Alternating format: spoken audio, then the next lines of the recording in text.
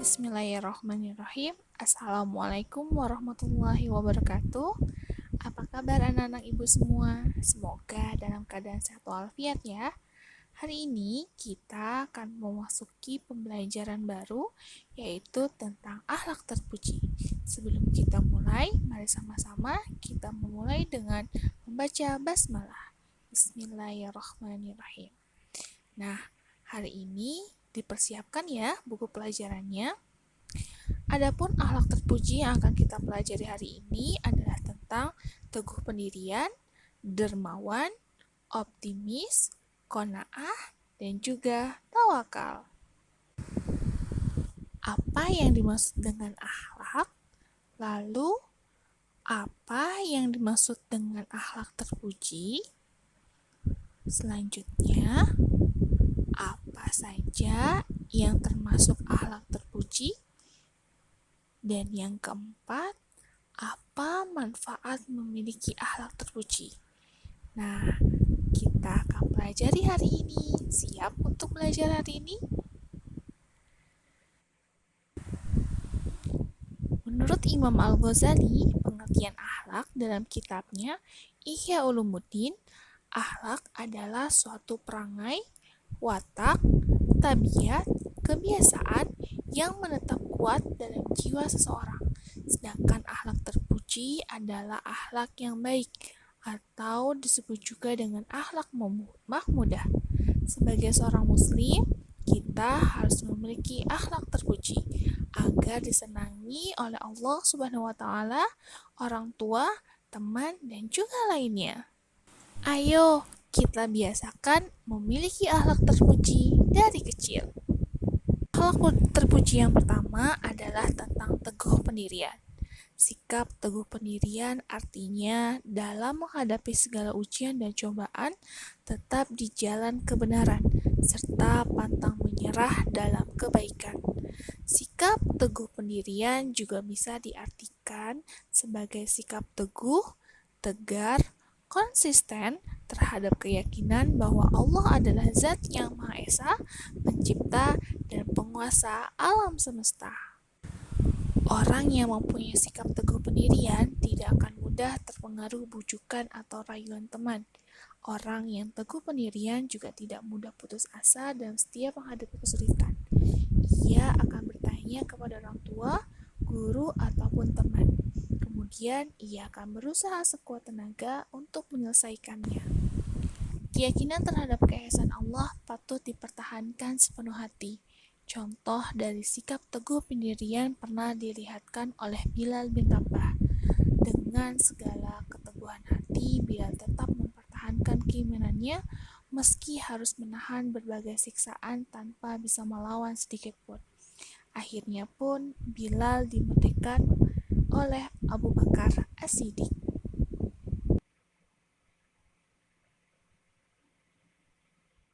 Akhlak terpuji yang kedua adalah dermawan. Dermawan merupakan salah satu sifat paling terpuji dan mulia. Dermawan adalah memberikan sebagian harta yang kita miliki kepada orang yang membutuhkan. Rasulullah SAW bersabda yang artinya, sesungguhnya Allah itu adalah Zat yang Maha Penderma. Karena itu Dia menyukai sifat dermawan.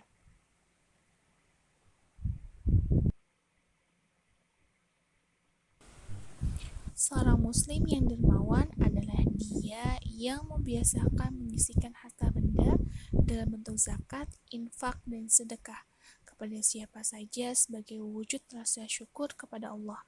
Sebagai contoh, sikap dermawan Abu Bakar As-Siddiq dalam perang Tabuk dan juga Utsman bin Affan ketika kaum muslimin hijrah dari Mekah dan ke Madinah. Ketika dalam perang Tabuk, Rasulullah meminta kepada umatnya agar mengorbankan harta mereka di jalan Allah. Dan Abu Bakar pun datang membawa seluruh harta bendanya, lalu diletakkan di antara dua tangan Rasulullah. Begitu pula kisah Utsman bin Affan yang ketika itu kaum muslimin hijrah dari Mekah ke Madinah. Kaum muslimin saat itu sedang menghadapi masalah kesulitan air. Ketika itu Madinah ada sebuah sumur, tetapi tetapi sumur itu adalah milik seorang Yahudi dan sengaja airnya diperdagangkan. Rasulullah Shallallahu Alaihi Wasallam sangat mengharapkan ada salah satu seorang sahabat yang mampu membeli sumur itu untuk meringankan beban kaum muhajirin yang telah menderita karena harta benda mereka ditinggalkan di kota Mekah. Nah, mengetahui kejadian seperti itu, Utsman bin Affan bergegas pergi ke rumah orang Yahudi tersebut untuk membeli separuh sumur tersebut dengan seharga 12.000 dirham dengan perjanjian satu hari menjadi hak orang Yahudi dan satu hari menjadi hak Utsman bin Affan. Hak terpuji yang ketiga adalah optimis. Optimis adalah sikap orang yang selalu berpengharapan baik dalam menghadapi segala hal. Optimis dapat juga diartikan berpikir positif dan bersemangat dalam menjalani kehidupan. Lawan dari optimis adalah pesimis. Orang yang memiliki sikap optimis selalu bersemangat dalam hidupnya dan yakin bahwa apa yang telah dilakukannya itu bermanfaat dan selalu berharap agar Allah memberikan petunjuk. Contoh sikap optimis Rasulullah Shallallahu Alaihi Wasallam saat bersembunyi di Gua Thur bersama Abu Bakar As-Siddiq dalam perjalanan hijrah ke Madinah. Ketika itu Abu Bakar As-Siddiq ketakutan terhadap para pemburu yang dapat mengetahui dan membunuh Rasulullah. Pada situasi yang menyekam saat itu, Rasulullah menguatkan hati Abu Bakar As-Siddiq agar tetap optimis bahwa Allah selalu melindungi hamba-hambanya yang taat. Lalu, apa saja macam-macam optimis? Yang pertama adalah optimis dalam belajar.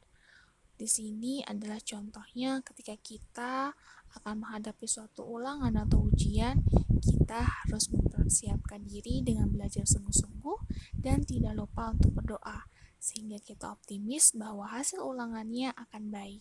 Dan ini patut untuk dicontoh untuk kalian semua. Dan yang kedua, optimis dalam bekerja. Dalam hidup, kita membutuhkan makan dan minum. Salah satu caranya adalah kita dengan bekerja. Dan yang ketiga, optimis dalam beribadah. Ketika melaksanakan ibadah sholat atau ibadah puasa, kita harus optimis bahwa ibadah kita diterima oleh Allah Subhanahu wa Ta'ala. Dampak positif memiliki sifat optimis. Yang pertama, selalu merasa tenang dalam melaksanakan sesuatu. Dan yang kedua, merasa yakin akan kemampuan sendiri. Yang ketiga, tidak bergantung pada bantuan orang lain. Yang keempat, selalu siap dalam menghadapi segala hal. Yang kelima, jika memperoleh keberhasilan, kita bersyukur. Dan yang keenam, jika mengalami kegagalan, kita bersabar dan tidak putus asa. Akhlak terpuji yang keempat adalah qanaah. Qanaah adalah rela menerima apa adanya, baik dari orang tua, teman, ataupun Allah Subhanahu wa Ta'ala.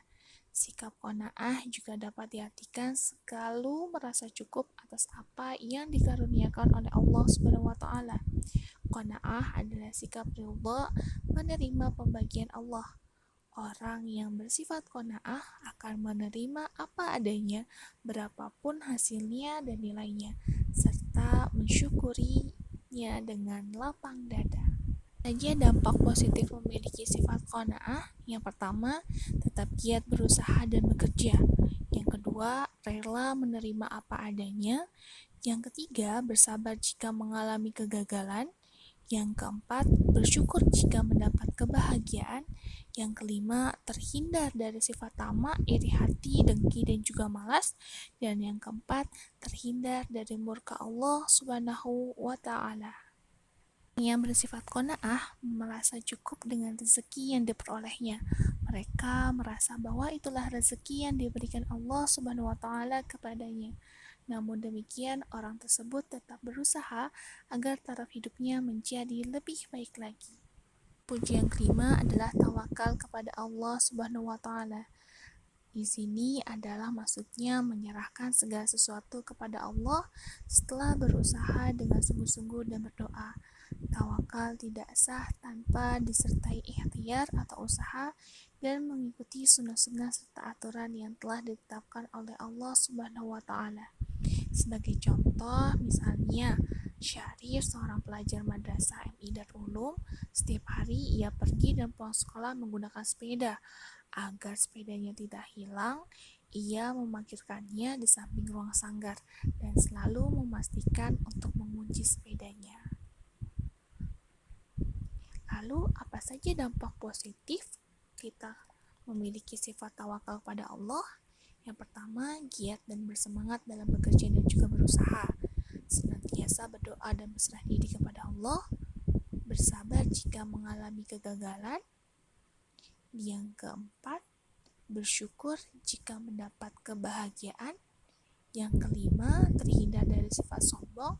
Dan yang keenam, tidak gelisah tetapi selalu tenang dalam menghadapi kehidupan sehari-hari. Nah, dari penjelasan tadi, kita bisa memahami bagaimana sikap teguh pendirian, dermawan, optimis, qanaah, dan juga tawakal dalam kehidupan sehari-hari. Dan hendaknya kita membiasakan diri untuk terus berakhlak terpuji. Terima kasih anak-anak ibu semua sudah mengikuti pembelajaran hari ini.